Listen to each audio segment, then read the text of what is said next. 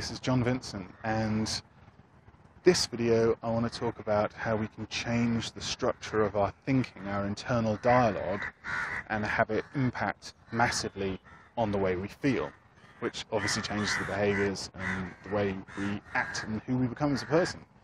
Now, if you have an internal dialogue that is a critical, negative internal dialogue, a positive, motivating one is great, but if you're suffering with a negative internal dialogue, something that holds you back, a limiting belief that you hear nagging over and over in your mind, it's telling you something that's not good, I want you to imagine that nagging voice, but on the end of your thumb.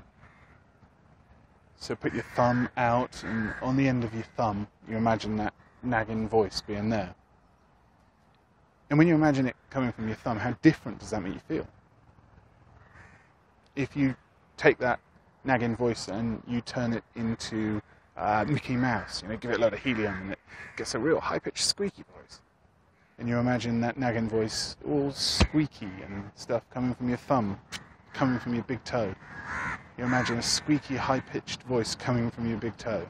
How different does that make you feel when you hear that nagging, whining internal dialogue that doesn't support you, that doesn't tell you things that are positive and useful, that whining one that holds you back and stops you from doing things that you believe on the end of your big toe? Kick it away, off into the distance.